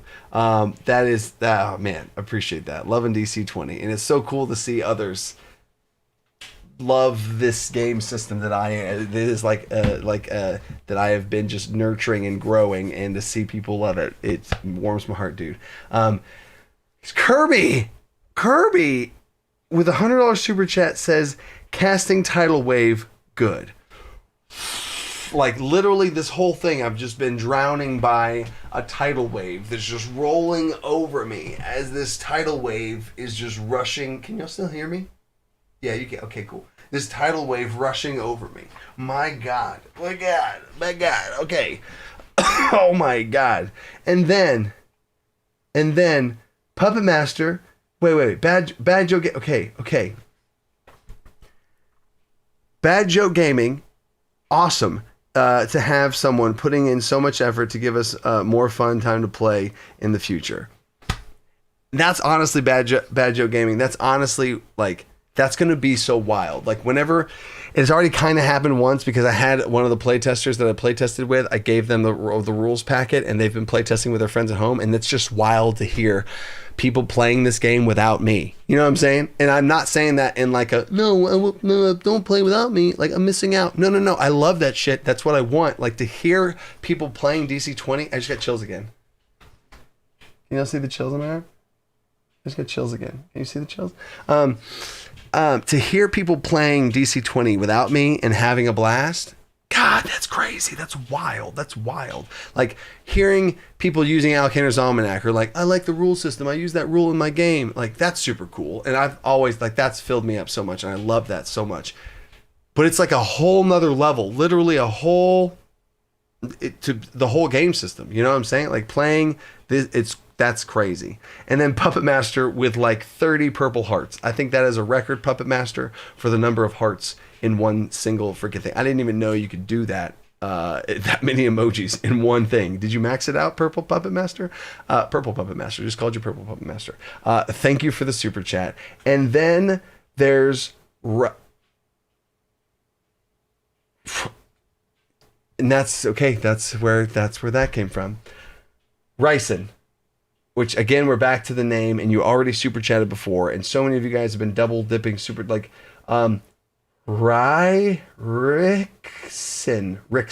I'm gonna say Rickson, and I'm gonna hope that I'm right there with Rickson. Wait, what? Like what? Putting it over the edge.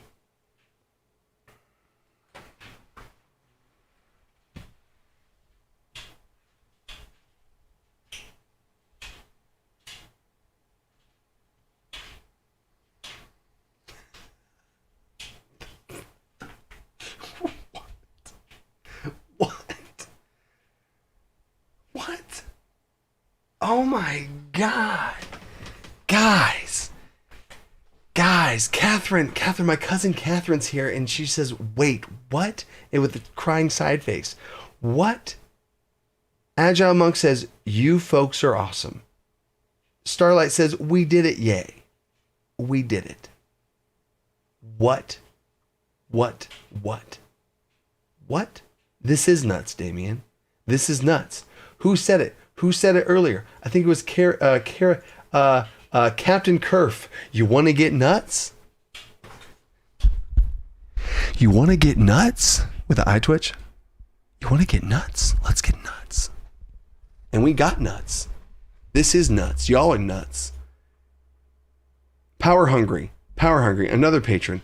We're over 1,000. I'm so jealous of your team getting to work with you. An amazing project. I'll pay money just to join. Power Hungry, you're going to be part of the alpha, okay? Power Hungry.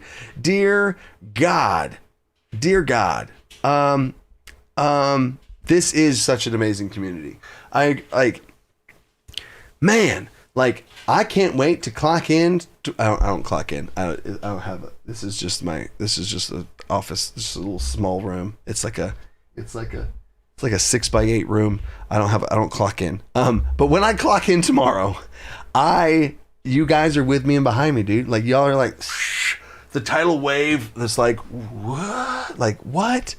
Wild, guys. God. And then MY, so many familiar names, also super chatting. What? Just enjoying sitting here. Also, don't like uneven numbers. MY, Bug loves you. Bug loves you because Bug hates uneven numbers too. So you're his hero, as Bug just said. Thank you, uneven numbers. So now nobody have no more uneven numbers for the rest of the night, y'all. Okay, because we're also doing more giveaways. I think we have to there's going to be 4 giveaways. There's going to be 4 giveaways. No, there's going to be 5 giveaways, and I'm giving one of them's going to get a shirt. You know what I'm saying? Like, what can I do? What can I do for you guys? What can I do for you guys here? Oh my God. Chandler with a Z. Chandler, how do you spell Chandler with a Z? First of all, that's just fundamentally impossible, and it makes my brain hurt thinking about that. But thank you for the super chat, dear God, like the God of deers, like the animals, the animal God of deers. Yes, I'm going to have to pray to the deer God tonight because oh dear, this is wild. So, so now at this point. Oh my God, what?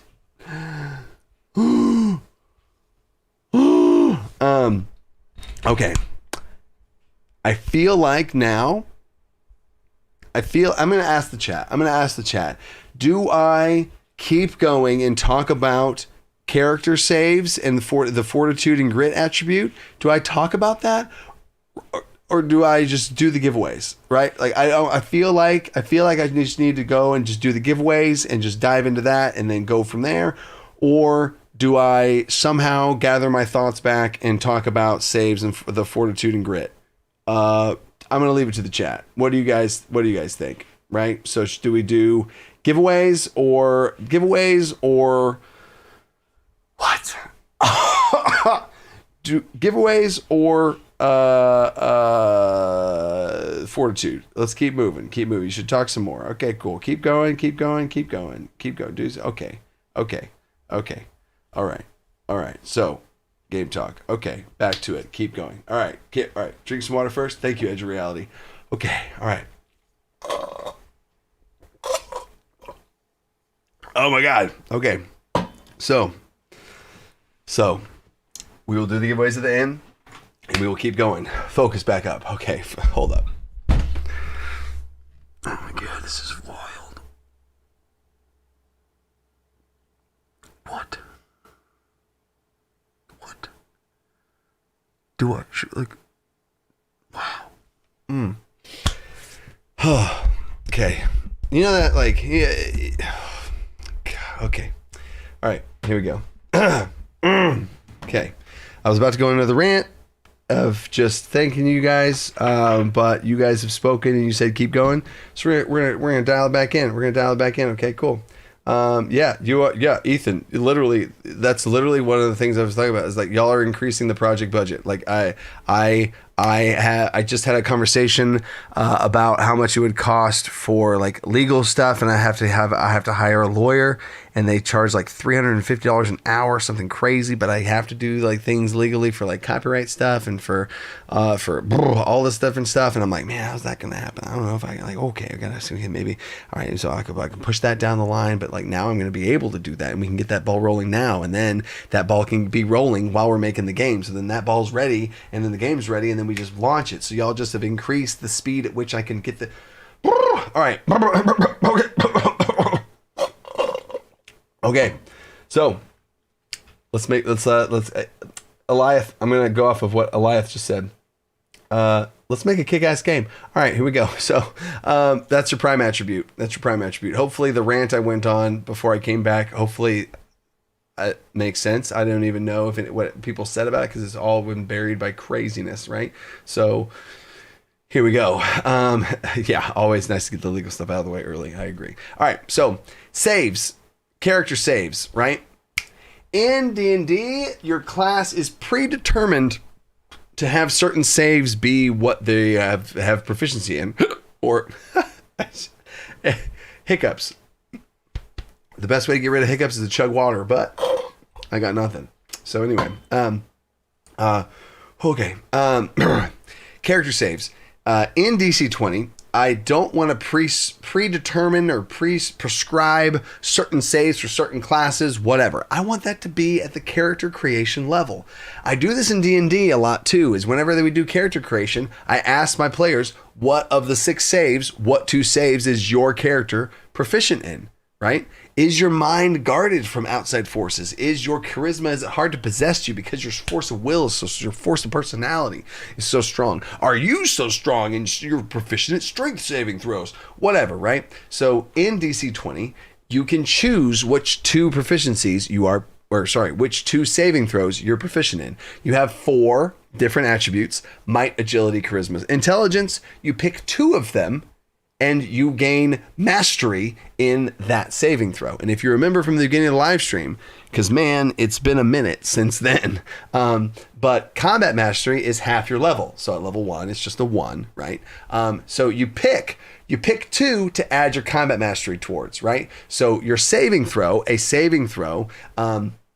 is something that happens in combat. You all know what saving throws are from Dungeons and Dragons. Same type of concept is here. There are saves. A boulder is hitting you and you're trying to not get knocked down by it. Might saving throw. A boulder's coming at you and you're trying to dodge out of the way or whatever. Or you're slipping on grease and you're slipping and sliding and trying not to fall down. Agility saving throw. You're about to get possessed and you're trying not to get possessed and you're trying to maintain your personality. Not get possessed and overcame. That's charisma saving throw, right? Intelligence versus psychic damage and your mind and memories and stuff. Intelligence saving throw. Which saving throws is your character better at? You can pick your strongest ones, and if you put big old +3 in might, you can choose might, and then dang, your saving throws on might are going to be baller. Or you could try and well-round yourself and try and make yourself a little bit more well-rounded. Maybe when you built your character, you put your main points into strength and might, or sorry, into might and agility, right? You put all your points and attributes in there, and you're really worried about saving throws on the other ones. So you want to make yourself proficient there. Sure, you can base it off of roleplay reasons. You base it off of tactics, whatever you want to do. It's fine. You have 2 saves. You get a pick at character creation to be proficient or have combat mastery in. Done. Super simple. Super simple. There's that. And so now I'm going to keep my color code. I'm falling behind color coding. You guys broke me. Back to the chat. Power Hungry. Maybe if you see your fans are lawyers. Yeah, I know. If I do have one former patron that was a lawyer situation, but they're super busy, and I'm not trying to all right, hurry up and do some discounted work. You know what I'm saying? Like I respect people's jobs too much to hey, you know what I'm saying? So, that would be sweet. And eventually, hopefully somebody, the networking and stuff, we kind of hook up with somebody that has that. That'd be super sweet, but appreciate the thought, Power Hungry. William Molnar, how much until unlocking a setting with the TTRPG? William, honestly, Agile Monk, one of the people that was in the super chat tsunami, as Kirby called it. Agile Monk is leading that up right now. I literally had a 2-hour meeting with Agile Monk yesterday, about the setting for the TTRPG. Yes, 100%. DC20 RPG will have a campaign setting. It will have a world setting. It will have a whole thing. And then after that's launched, we have other settings that are also going to get launched. We have a Planescape setting going across all the planes of existence. Whoo, baby. That's all for sure going to be a thing, William Molnar. No doubt. And honestly, like we were saying a second ago, Ethan S saying we're increasing the project budget.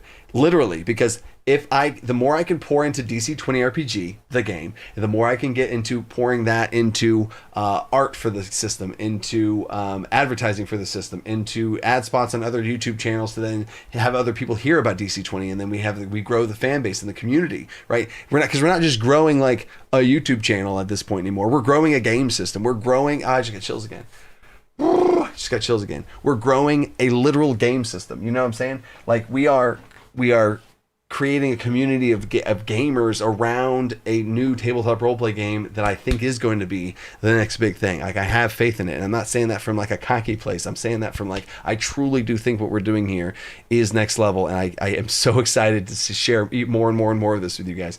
But anyway, yes, all of that is being poured into that, and everything that comes out of that is going to be a game master system, a campaign setting guide, a monster manual, a spell tome, everything, right? So yeah, for sure, 100% William Molnar. Let's go. And then Ethan, whoa. Ethan, chill out. $20 super chat. Thanks for being the best, coach. Your videos help me run better games. Your system's going to be awesome. Don't give up and hang in there. Oh, man. Ethan.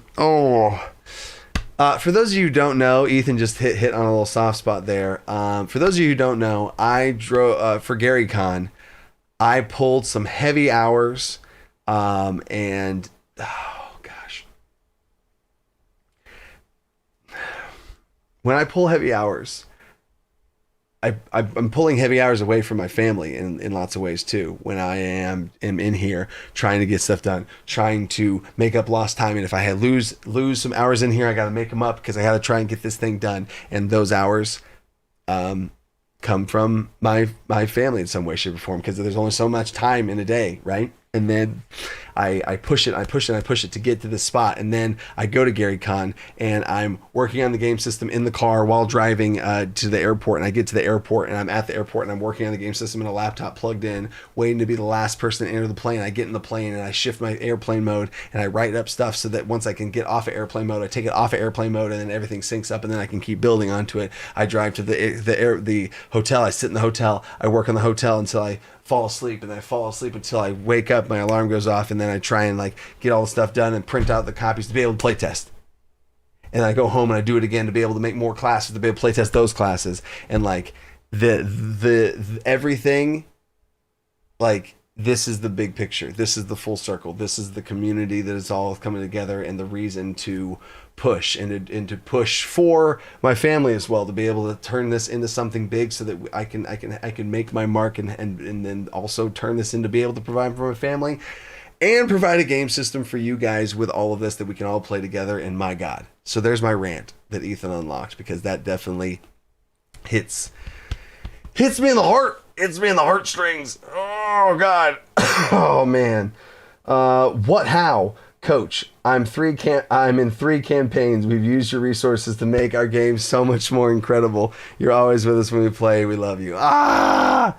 That's so cool. That's so cool. That's what I'm talking about. Like what? How? Just there. Like, what you just said is that's the spark that made me want to start the YouTube channel, right? I had these ideas, and I've like shared them, and like, man, you know what? Like, I've seen other live streams. I watch other YouTubers, they do live streams. Somebody would ask a question, and they'd try and help them out. I'm like, ooh, if I could just tell that person this thing, I think I could help them.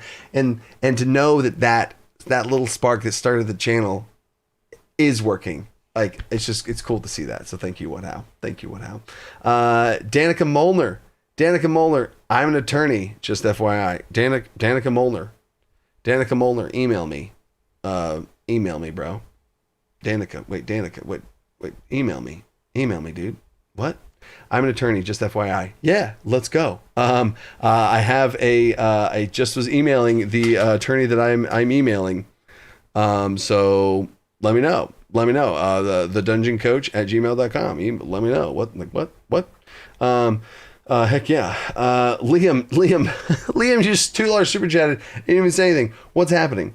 And then Agile Monk, stop it. We have hit, like, can I turn super chats off? Is there a way to turn super chats off? Y'all have I don't think this is even allowed. I think we might have reached a YouTube cap or something. Like, y'all did it. Okay. Agile Monk. This is for Sarah and all the support she gives you, coach. Oh my God. You're going to make me tear up again. She does, man. She does. Oh, gosh. She has the 2 boys. We got a 2.5-year-old and a 6-month-old. He's 6 months old today. And she lays it down, or not lays it down. She holds down the freaking fort. My last name is Bjorkren. She holds down the Bjorkren fort. Damn. Oh man, she sure does. So, I will have that just for her. So I think. Thanks, John. Thank you, Agile Monk. Another bow. Oh yeah. PayPal. I left you a tip there. What? Oh yeah, PayPal left you a tip on there. Kirby went through PayPal so that it doesn't hit the YouTube fees and fine. Oh my gosh. Thank you, Kirby. I am making a note. Of that right now. Kirby. Okay. Thank you, Kirby. Thank you. Wow. Okay. Okay. Kirby. Okay. All right. So, thank you, Agile Monk. Thank you, Kirby. Thank you, Liam. Thank you, Danica. What? Thank you, What How? Like, Ethan, William Moeller. Like, oh my gosh. Thank all of you. Like, this, what? Okay. All right. We are going to finish this. We're going to finish strong. On fortitude and grit. Because I think this whole package thing, I was going to talk about these 5 things. And I thought I was going to be able to talk about these 5. You realize I thought I was going to be able to talk about these 5 things, then do a Q&A, and then wrap it up within an hour. Here we are now, 2 hours later, and I haven't even gone through the 5 things. And y'all have done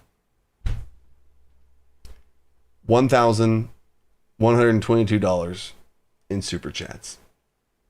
What?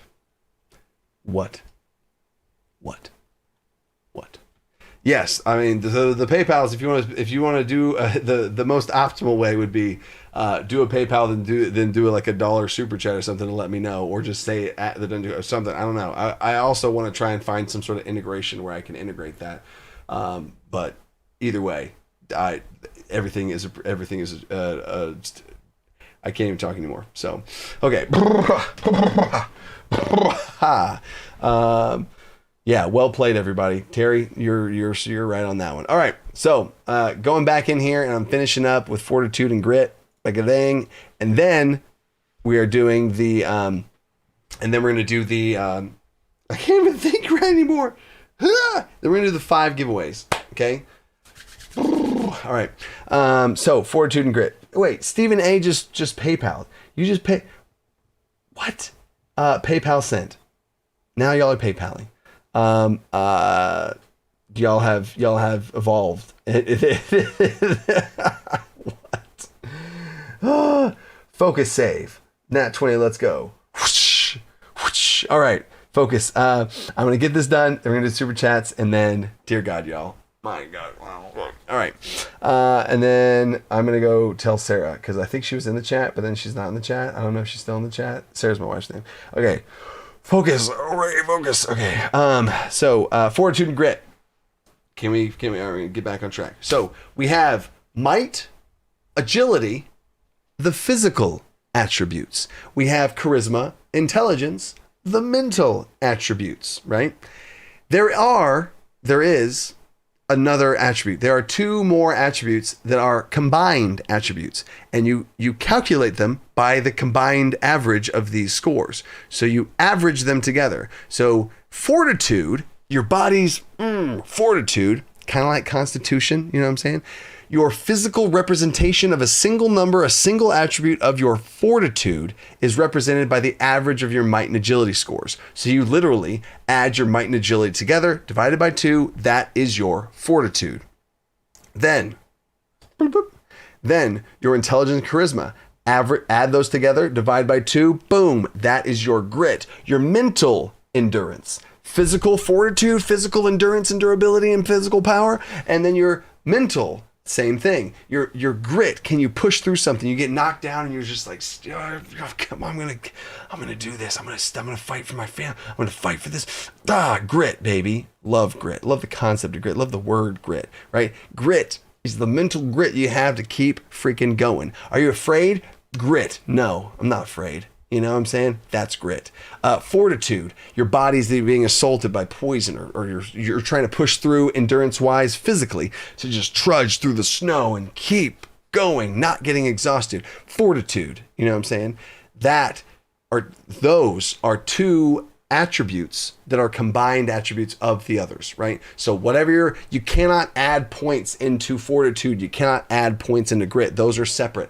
They come from the average of the 2 main attributes, because there's 4 main attributes, 2 physical, 2 mental. You get the idea. That's where fortitude and grit come from. And back to this, right? Grit is, fortitude is the average. Can't spell average. Yeah, fortitude is the average of might and agility. Grit is the average of charisma and intelligence. And the same thing is true for fortitude and grit saves. So as far as calculations go, this is really the only part that has ever confused anybody during character creation. But it's just doing an average. So I don't know what to tell you. If your might is 3 and your agility is 1, your fortitude would be 3 plus 1 is 4, divided by 2 is 2. Your fortitude would be 2. Your might's 3, your agility's 1, right? Average of that would be 2, and that is your fortitude. Math, etc., right? If you get a 0.5, what do? We round up, and we always round up. That's how that works. So you calculate. Yes, I am. You guys broke me. Broke it. All right. Pretty straightforward. I agree. You do the same thing for your fortitude and grit attributes, and the same thing for your fortitude and grit saves. You add up the might and agility attributes, average them to get the fortitude attribute. You take your might save and your agility save, average them, and you get your fortitude save. Done. And that's how it always works. So when you level up, if those things change, maybe the other thing change. You know what I'm saying? So that's it. Is as simple as that. And it keeps things really simple because you have 4 attributes that are just very, very clean, and they derive another attribute each, right? Sure. But 4 attributes, super clean. There we go. Bada bing. bada boom. We did it. Bang. Oh, sorry. There we go. That I did this. I made them all yellow. So now we did it. Oh man. Oh man. We did it. Yes, Bug. I am lucky to have her. Gosh, every time my wife talks in the chat, oh.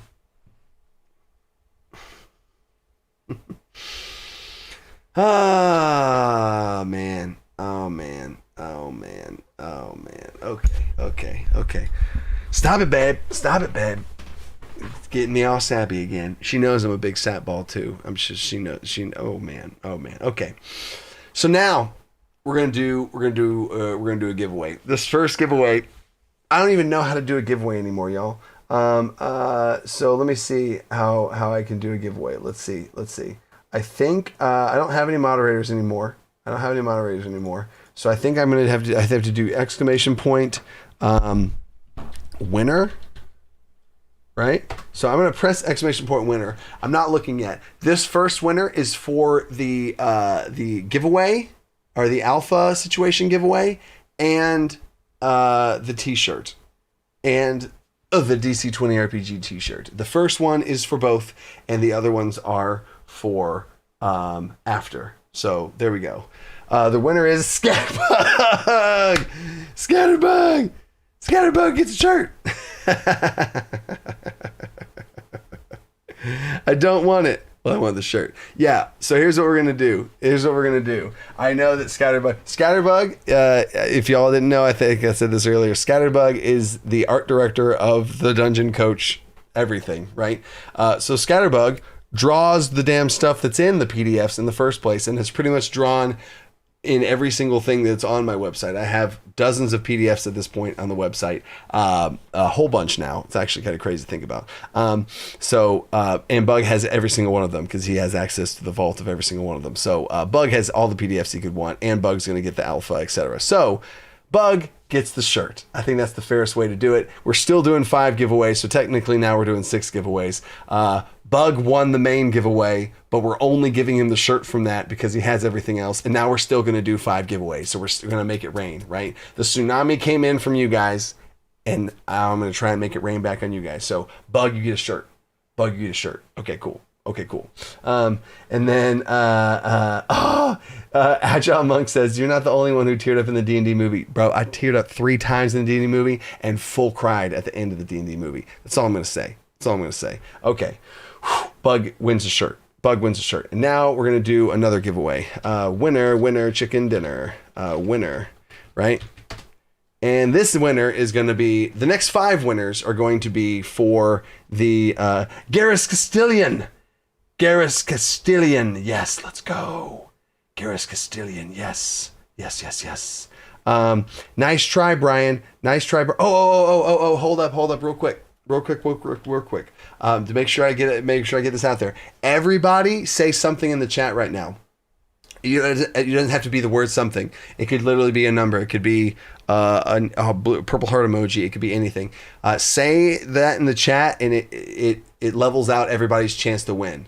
Because the way that the chat bot works, if you're not here, it doesn't pick you, because then if I pick somebody that's not there, then it's like, hello, are you there? And there's that whole thing. So it only says the people that are at the keyboard. So if you've been sitting there kind of just listening in and you want to make sure you get on this, make sure to say something, right? So I'm still Garrus Castilian. Okay, so let me, can I highlight that? There we go, Garrus Castilian. Yes. Garrus Castilian. Bango. Right. So if you win, at me on Discord or shoot me an email. I guess I don't have any. Oh, whoa, Reno's here. You can message Reno on Discord, at me on Discord, and we will get together and I will get you all synced up and set up and everything. Right. And get you good. Right. So now everybody said something now. Okay, cool. Okay, Reno, I see you're here now, Reno. Okay. Gotcha. All right, cool. And now here we go with the next winner. Bada bing, bada boom, boom. Winner. Second winner. We had Garrus Castilian, right? Garrus Castilian. Yep. And Tales of Olran. The Tales of Olran. Yes. Awesome. I'm copying that down. Tales of Olran. Boom. Next. Winner again. You know what I'm gonna do multiple winners here. Here we go. Boom. Boom. And then the third one. Boom. I just did 3. It's gonna come in fast now. It's gonna come out. Rymirth is the third winner. We got Rymirth. Eliath.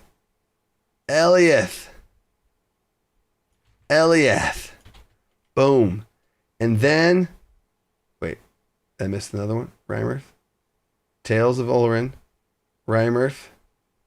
And then I said winner. Then there's that. I said winner, then there's Tales. I said winner. I said winner again. Oh, no, I got to do it again. Okay, because I missed Eliath.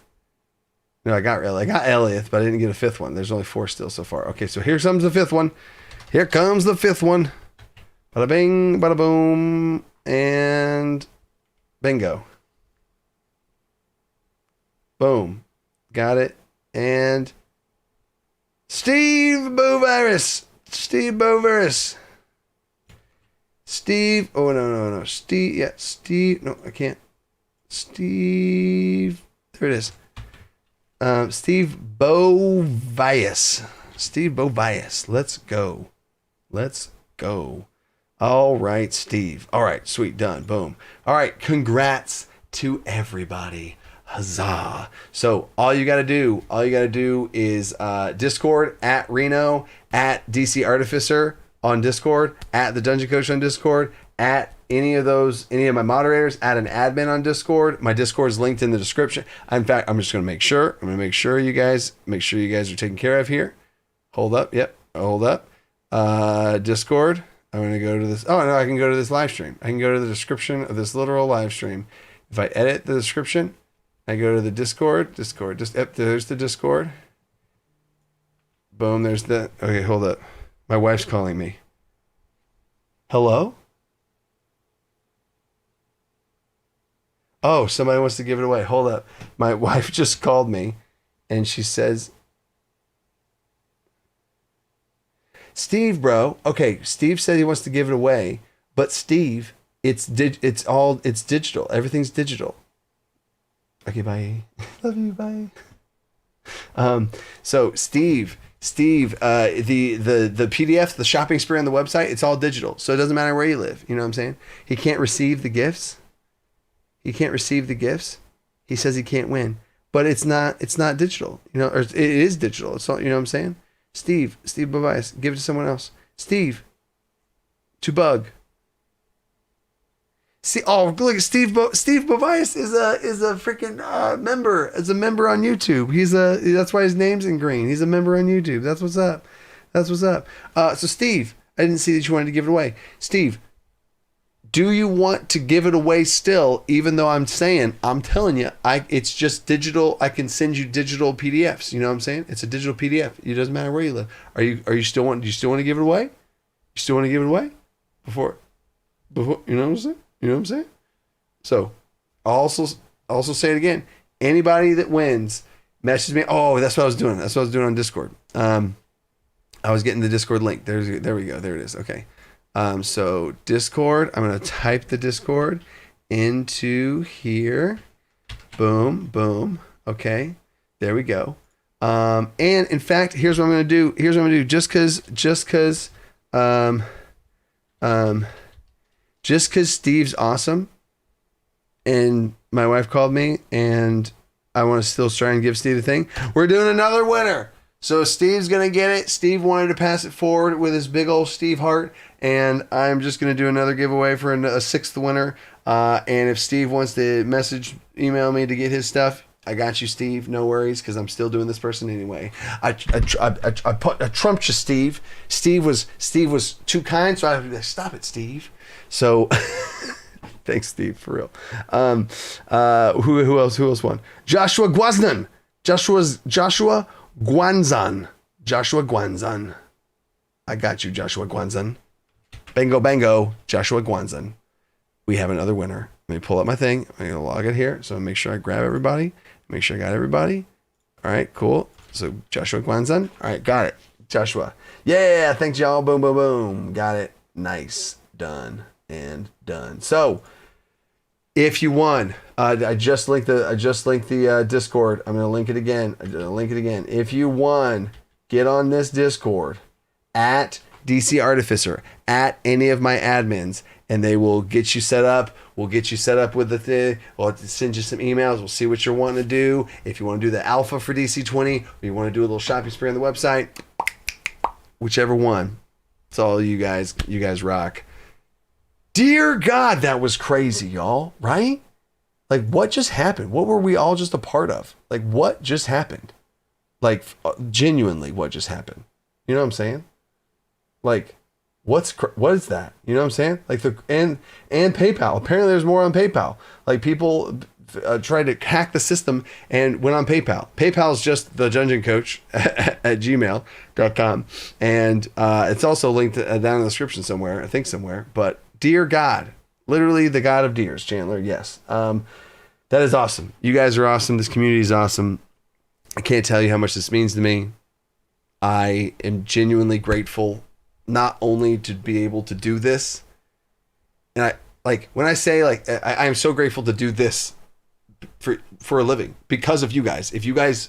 If it weren't for my patrons that supported Patreon, or the people that supported the Kickstarter of Alchemist's Almanac, or the people that do stuff in these live streams that do so, or watching the videos and sharing the videos with your friends, and then that also helps organically grow and reach out to more people who want to join and do things, and the PDFs on the website, and going towards DC20 RPG, and then eventually the Kickstarter of DC20 RPG, and what we can do and what we can take and all this type of stuff, and have this all affect my team as well. Like I want my team to see this as well, to where I'm like, hey, you know what? Now I can pay my team to add extra stuff and to bring more people onto the team for more projects and pour money into them and fill them up and let them be able to go do things. And like you don't even know how much good comes from all of this. So thank you. William Molnar rounding up. That's right, William Molnar rounding up, because in DC20 RPG you always round up.